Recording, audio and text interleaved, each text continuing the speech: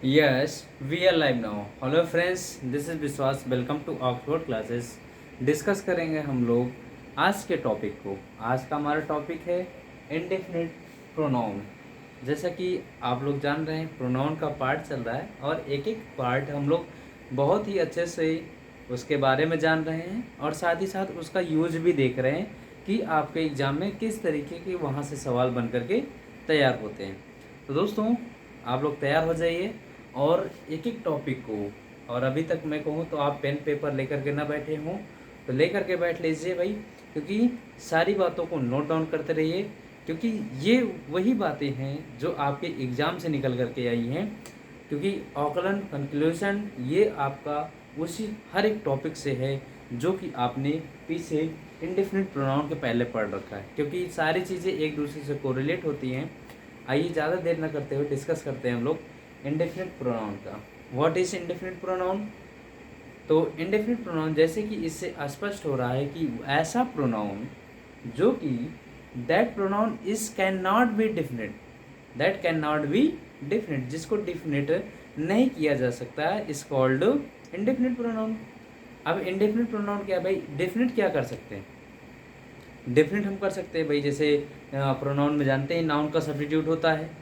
जैसे भाई अब नाम लिख दिए, जैसे अब नाउन में क्या लिख दिए, नाम लिख दिए या डॉक्टर लिख दिए, तो ये सब क्या है? आपका नाउन है कि नहीं? अब इसमें ये तो नाउन है, लेकिन जो आपका नाउन का सब्स्टिट्यूट क्या होता है? प्रोनाउन, जिसमें आपने देखा ही सी इट, यानी 7 प्रकार के प्रोनाउन हैं. मैं डिस्कस करूँगा. देखिए 7 प्रकार के प्रोनाउन आपके कौन कौन से हैं? I, we, you, he, she, it, they. ये 7 प्रकार के प्रोनाउन है कि नहीं भाई? बात समझ में आ रही कुछ? अब इस प्रोनाउन में भी आपका इंडेफिनिट प्रोनाउन कहाँ से आ गया? ये क्या होता है इंडेफिनिट प्रोनाउन? तो इंडेफिनिट प्रोनाउन वो होते हैं जिससे हमको किसी भी, ना तो व्यक्ति ना ही वस्तु, यानी किसी भी प्रकार की चीज़ों का वर्णन या किसी भी प्रकार की चीज़ों के बारे में स्पष्ट जानकारी नहीं होती. इसी को हम क्या कह सकते हैं?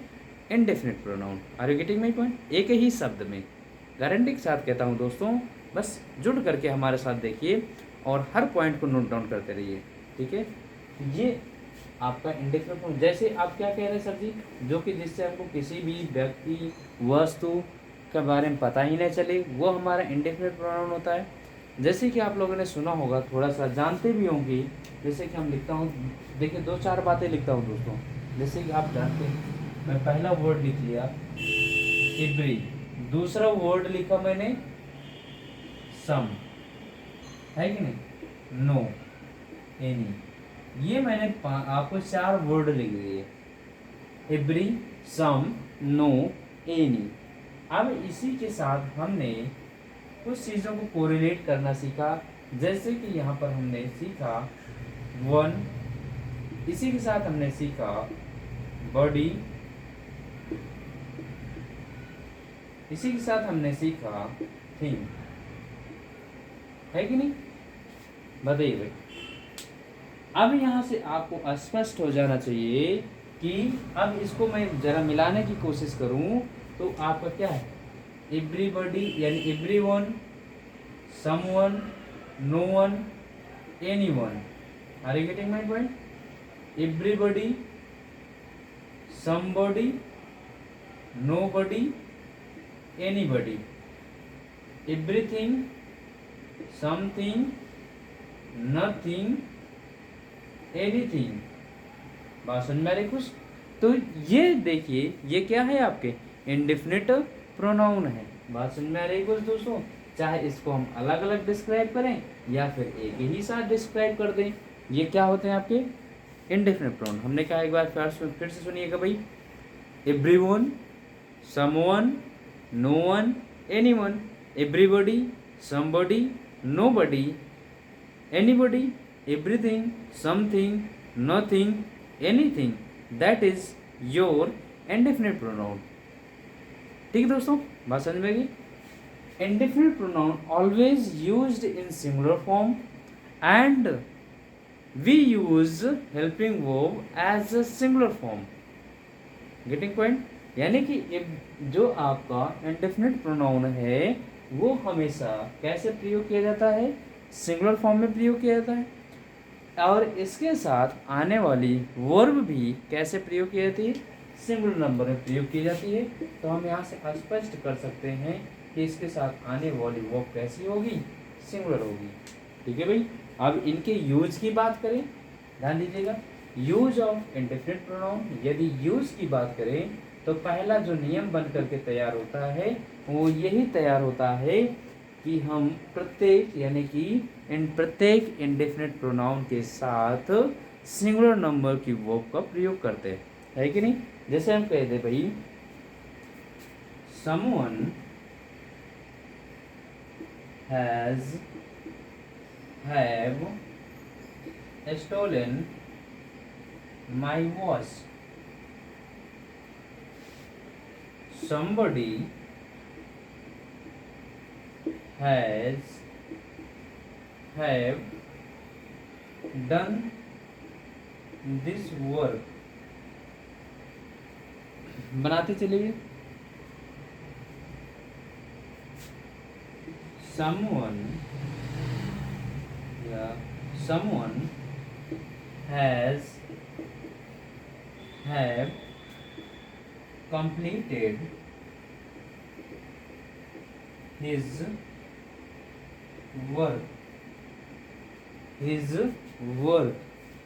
आइए इसको जरा सॉल्व करते हैं। यहाँ क्या समस्या है भाई, एक बार आप लोग देखिए और इसको सॉल्व करने की कोशिश करिए, फिर हम एक्सप्लेन करते हैं। नज़र डालिए, इसको सॉल्व करिए भाई।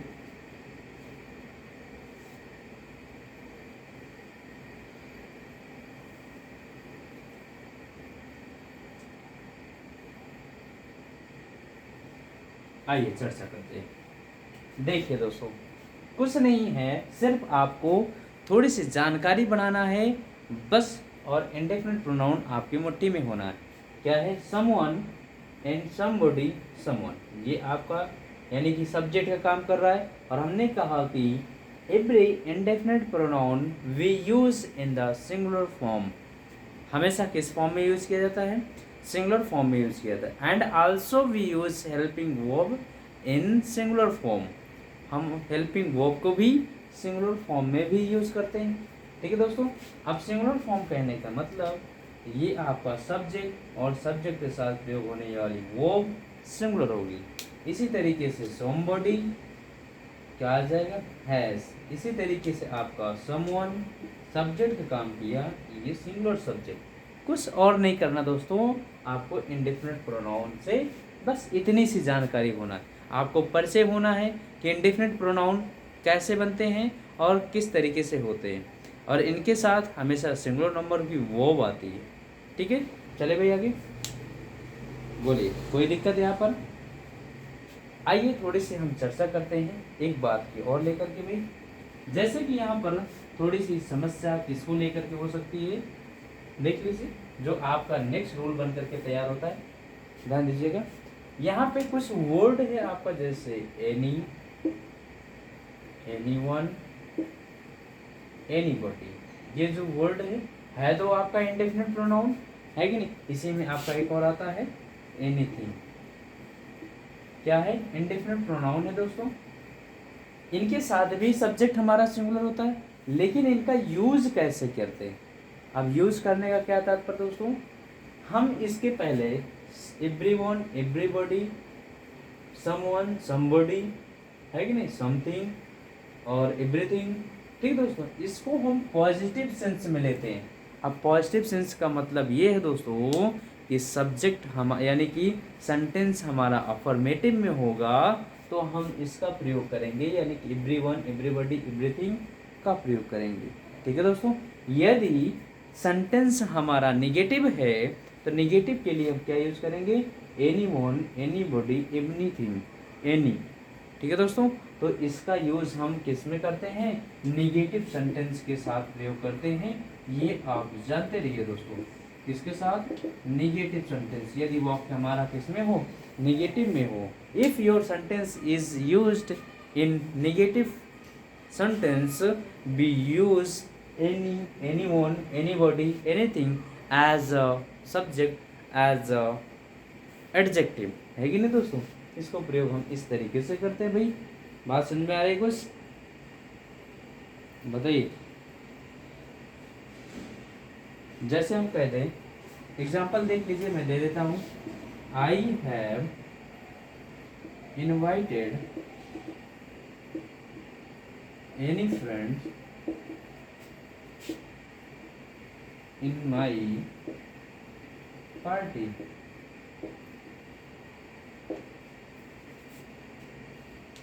जरा इसको सॉल्व करिए, देखिए भाई। तो दोस्तों यहां से आपका स्पष्ट हो गया होगा, सेंटेंस आपका कैसा है, अफर्मेटिव है। और अफर्मेटिव है तो आपके साथ यहाँ पर किसका प्रयोग नहीं किया जाएगा, एनी का प्रयोग नहीं किया जाएगा। किसका प्रयोग किया जाएगा, सम का प्रयोग किया जाएगा भाई। सम, इसके बाद फ्रेंड्स आएगा। ठीक है दोस्तों। इसी तरीके से यदि हम सेंटेंस कह दें, आई हैव नॉट इनवाइटेड, अब यहां पर मैं कह दूं some friends in my party, we use in negative sentence. हमने कौन सा सेंटेंस यूज किया भाई, नेगेटिव सेंटेंस। और नेगेटिव सेंटेंस में जानते हैं हम किसका प्रयोग करेंगे, एनी, एनीवन, एनीबॉडी या एनीथिंग का प्रयोग करेंगे दोस्तों। इसके लिए हम किसका यूज करते हैं, एनी का। Are you getting my point. तो इस तरीके से आपका सेकंड रूल जो बनता है, इस टॉपिक से क्वेश्चन उठ करके आता है। दो मैंने बताए, पहला यदि इसका प्रयोग हम सब्जेक्ट सिंगुलर के रूप में करते हैं और इनके साथ आने वाली क्रिया हमेशा सिंगुलर होती है। दूसरा पॉइंट हमने ये बताया कि एनी, एनीवन, एनीबॉडी, एनीथिंग का यूज हम नेगेटिव सेंटेंस में करते हैं, बाकी सबका हम पॉजिटिव सेंटेंस में करते हैं, यानी अफर्मेटिव सेंटेंस में करते हैं। Are you getting my point. चलते हैं, आइए अब आगे ले चलते हैं थोड़ा सा।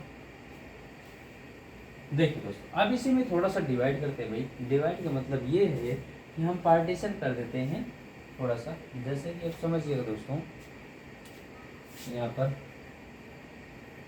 एवरीवन, समवन, एनीवन,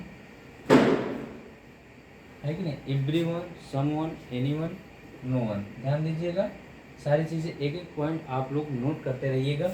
इसी में जोड़ दें आपका एवरीबॉडी, समबॉडी, एनीबॉडी, नोबॉडी। ये इसका प्रयोग हम किसके लिए करते हैं, व्यक्तियों के लिए, यानी समबॉडी के लिए किया जाता है। इनका प्रयोग व्यक्तियों के लिए किया जाता है, व्यक्तियों के लिए। ठीक है दोस्तों, यानी कि समबॉडी के लिए। ठीक, अब इसी तरीके से हम लिख दें एवरीथिंग, समथिंग, एनीथिंग, नथिंग। ठीक है भाई, या इसी में आपका एनीथिंग होगा, लिटिल, मच। ये अब इसका प्रयोग हम लोग वस्तुओं के लिए करते हैं, यानी समथिंग के लिए किया जाता है, वस्तुओं के लिए, वस्तुओं के लिए, यानी कि समथिंग के लिए प्रयोग किया जाता है। ठीक है भाई, देखिए अभी सारी चीज़ों को सीखना है और सीखते रहना है। इनका प्रयोग हम एक एक करके सिखाते चलेंगे, क्योंकि चीज़ें एक दूसरे से जुड़ी होती हैं और इनका आपको शुरू से लेकर के अंत तक इन्हीं चीज़ों को डिस्क्राइब करना है, बताना है कैसे इनका यूज़ करना है। ठीक है दोस्तों, आइए चलते हैं। ये हो गया भाई। अब जैसे कि आपको दे दिया जाए, यहीं पर सम दे दिया जाए, ध्यान दीजिएगा दोस्तों, सम दे दिया जाए, इसी में आपको जो है आल दे दिया जाए, आल दे दिया जाए, एनी दे दिया जाए, मोस्ट दे दिया जाए, देखते रहिएगा भाई, मोस्ट दे दिया जाए। ठीक है भाई, या इसी में आपको मेनी दे दिया जाए, एनफ दे दिया जाए, एनफ दे दिया जाए। ठीक है भाई, या इसी में आपको फ्यू दे दिया जाए। जी, इसका कैसा नहीं, इसका प्रयोग हम व्यक्ति और वस्तु दोनों के लिए करते हैं। व्यक्ति और वस्तु यानी कि समबडी प्लस समथिंग बोथ के लिए किया जाता है।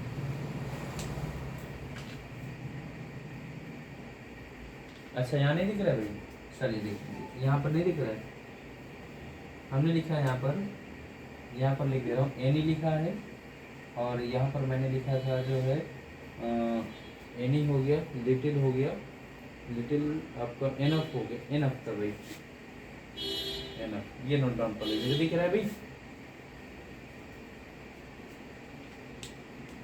ठीक है। तो ये जरूर आप जानते रहिए क्योंकि इनका यूज आपको आगे चल करके मिलेगा। यहाँ पर सिर्फ आपको जानकारी रखना है कि किसका प्रयोग हम किसके लिए किस सेंस में करते हैं, ठीक है दोस्तों। चले भाई आगे चलते हैं, आइए इनकी बात को जानते रहिए भाई। इसी में आपका एक और आता है, यानी कि इसी में आपका एक और आता है, जरा नोट डाउन कर लीजिएगा, वन, मैं यहाँ लिख दे रहा हूँ वन। वन का केस थोड़ा सा बहुत ही अटपटा होता है, ये बात आप समझ गए, समझ गए। चलिए आइए इधर एक एग्जांपल हो जाता है, फिर आगे बढ़ते हैं।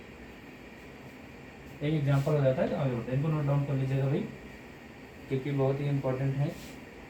चीज़ों को पहचानना सीखिए, बाकी प्रयोग तो आप लोग यूं ही कर लेंगे, पहले बस पहचानना सीखिए कैसे हमको करना है कि नहीं भाई। चीज़ देखेंगे पहचानेंगे तभी तो अप्लाई करेंगे, पहले पहचानेंगे नहीं तो अप्लाई क्या करेंगे, ठीक है दोस्तों। पहले पहचानिए, जैसे हम कहते हैं एवरीवन या एवरीबॉडी wants to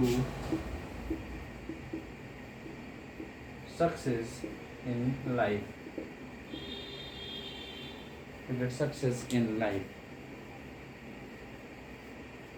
देख लीजिए भाई, सब्जेक्ट आपका सिंगुलर के रूप में प्रयोग किया गया है और एवरीवन एवरीबॉडी की बात हो रहा है, एवरीवन एवरीबॉडी की बात हो रहा है तो क्या है भाई, आपको किसी न किसी व्यक्ति की चर्चा हो रही है और व्यक्ति की चर्चा हो रही है तो इस तरीके से।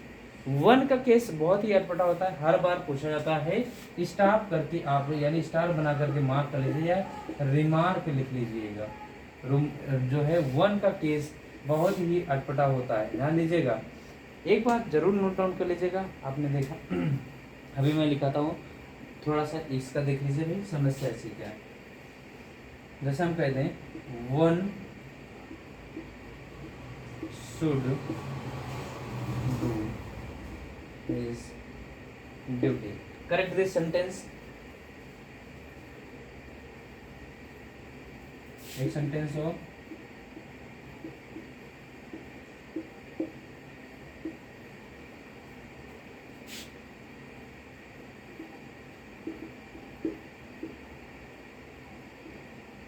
बनाइए। दो प्रकार के सेंटेंस दिए गए हैं, इनको कंप्लीट करिए।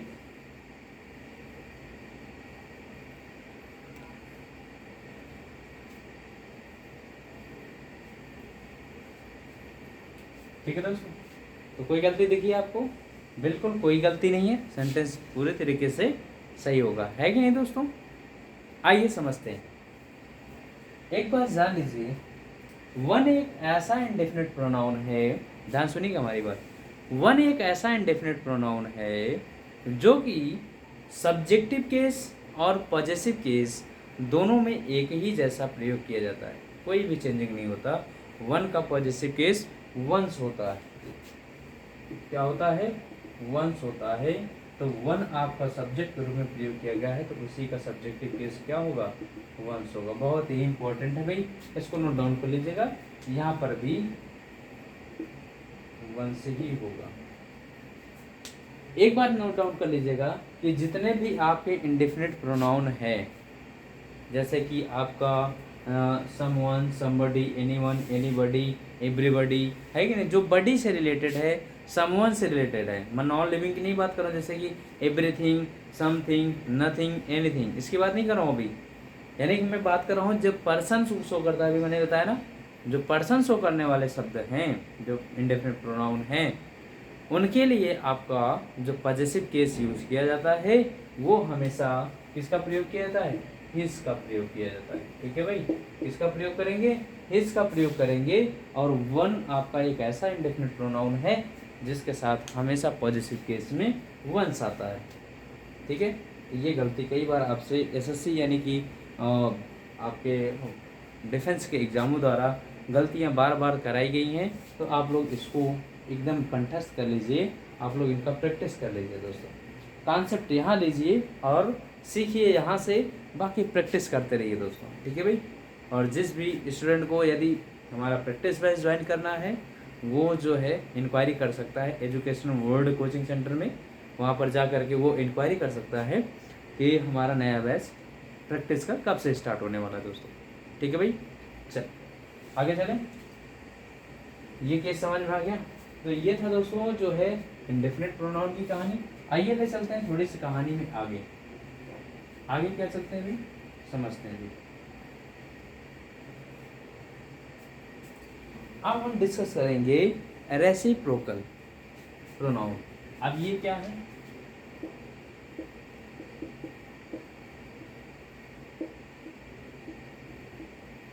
रेसिप्रोकल प्रोनाउन दिख रहा है भाई यहां तक? अब ये रेसिप्रोकल प्रोनाउन क्या है?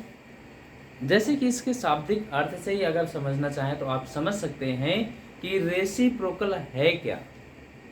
रेसिप्रोकल होता है आपका पारस्परिक। क्या होता है दोस्तों? पारस्परिक। अब पारस्परिक है क्या? यानी कि जिसके बारे में हम पारस्परिक आदान प्रदान का संबंध रखें वही क्या होता है? रेसिप्रोकल होता है।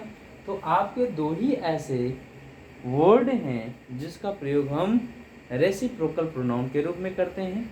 देखिए, जैसे कि पहला वर्ड है one and other, one and other. दूसरा वर्ड है आपका each other, one and other, और दूसरा वर्ड है आपका ईच अदर। ठीक है भाई, बात समझ में आ रही? ये चले आगे समझाएं कुछ। वन एंड अदर का प्रयोग देखिए, यहां मैं लिख देता हूं भाई, one and other is used, ध्यान से सुनिएगा, ध्यान से लिखिएगा, for more than two persons or things। यानी कि वन एनदर का प्रयोग दो से अधिक व्यक्ति या वस्तु के लिए किया जाता है। जहाँ पर हम दो व्यक्तियों की चर्चा करें वहाँ वन एनदर का प्रयोग नहीं करना, यानी दो से अधिक व्यक्ति की चर्चा करनी हो तो वन एनदर का प्रयोग करना। अभी मैं एग्जांपल से आपको क्लियर करता हूँ। अब इस अदर की बात समझ लीजिए। जैसे हम कहते हैं each other is used for two person or things है कि नहीं दोस्तों? यानी कि इस अदर का प्रयोग सिर्फ दो व्यक्ति या वस्तु के लिए किया जाता है, और वन अनदर का प्रयोग मोर देन टू पर्सन्स और things is used one another. Are you getting my point? ठीक है दोस्तों, आइए एग्जांपल समझते हैं। देखिए, जैसे हम कहते हैं भाई यू एंड आई, ध्यान से देखिएगा, समझिएगा, हेल्प वन अनदर। क्वेश्चन यानी सेंटेंस को सॉल्व करिए और बताइए। एक सेंटेंस और दे देता हूं, all of the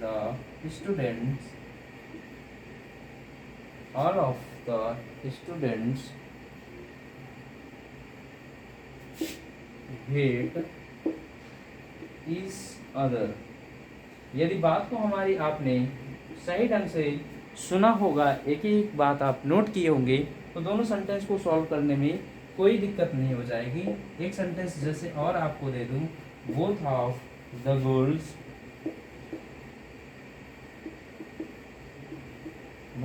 girls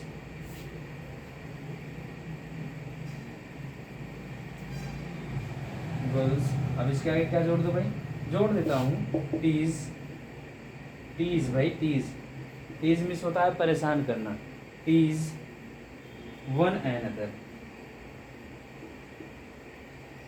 one another, complete this sentence, do it.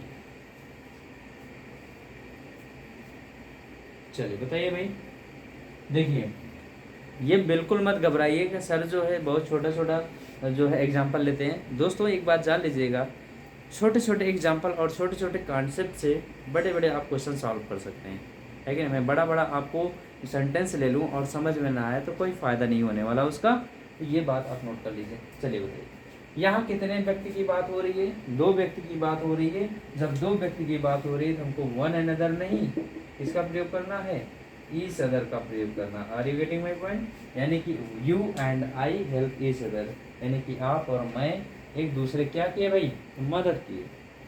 All of the students, यहाँ पर छात्रों की संख्या बहुत ज़्यादा है। जब ज़्यादा है तो किसको प्रयोग करेंगे, ईच अदर का प्रयोग नहीं करेंगे, वन अनदर का प्रयोग करेंगे। ये बेसिक चीज़ें आप जानते रहिए दोस्तों, कहीं नहीं मिलने वाला ऐसा सेशन आपको। बोथ ऑफ द गोल्स, अब बोथ के लिए यूज़ किया गया है, तो बोथ यानी दो के लिए, तो वन अनदर नहीं, क्या आ जाएगा, ईच अदर आएगा, ईच अदर आएगा। ठीक है दोस्तों, बात समझ में आई? नोट डाउन कर लीजिए।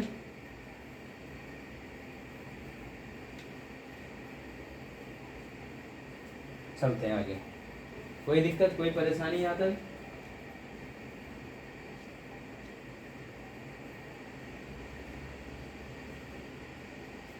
समझ में आ गया ये?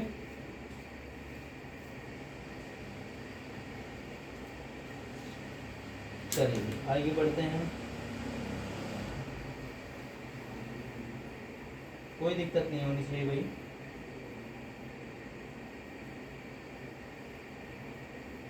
आइए जैसे एक एग्जांपल देते हैं, समझ लीजिए।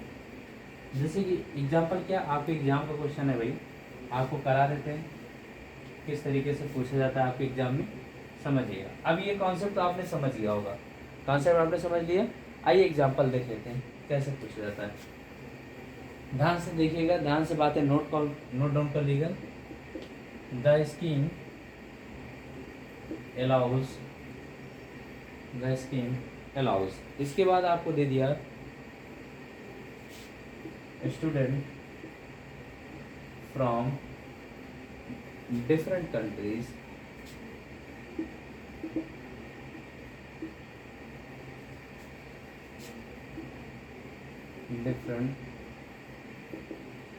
different countries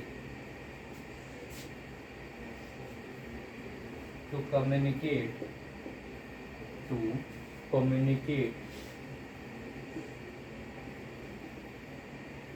अब यहाँ पर आपको ऑप्शन बना दिया, पहला ऑप्शन बना दिया है ईच अदर, ठीक है भाई, ध्यान देखिएगा।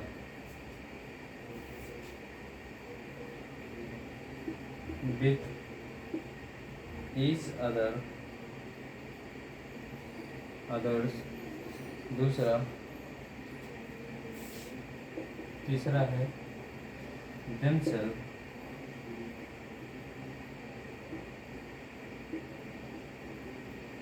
themselves, चौथा with one another, ध्यान दीजिएगा। कंप्लीट भाई, अब ये सेंटेंस आपके एग्जाम में पूछा गया है CGL 2016 में, CGL 2016 का टायर फर्स्ट, उठा करके देख लीजिएगा, आपको मिल जाएगा भाई। करिए इसको जरा।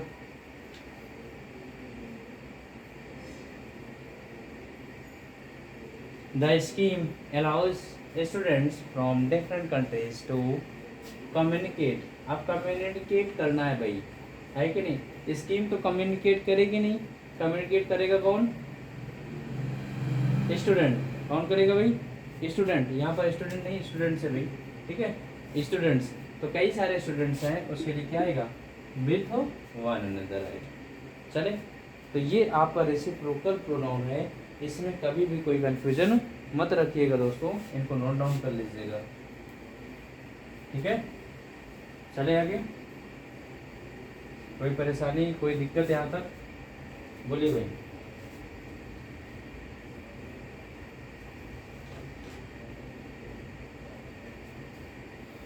अब हेडिंग डाल दीजिए रिलेटिव प्रोनाउन।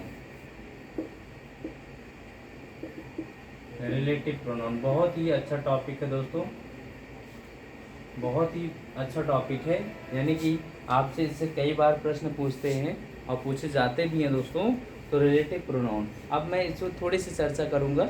एक बात ज़रा समझ लीजिएगा कि आपके रिलेटिव प्रोनाउन है कौन कौन, ध्यान समझिएगा।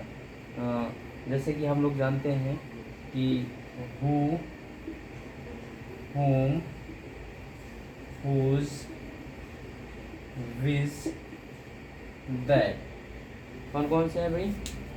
Who, whom, whose, which, that। क्या whom नहीं है भाई? हाँ whom नहीं है, who का ऑब्जेक्टिव केस है, इसकी जगह क्या है भाई? what है। क्या है? what। who, what, whose, which, that। ये आपके 5 प्रकार के रिलेटिव प्रोनाउन होते हैं। इनका प्रयोग किस तरीके से किया जाता है ये हम लोग अब कल के सेशन में देखेंगे, ठीक है दोस्तों। तो एक बात कहूँगा दोस्तों, चैनल को अभी तक सब्सक्राइब ना किए हों तो सब्सक्राइब कर लीजिए। मिलते हैं नेक्स्ट वीडियो में, तब तक के लिए thanks for watching, thank you.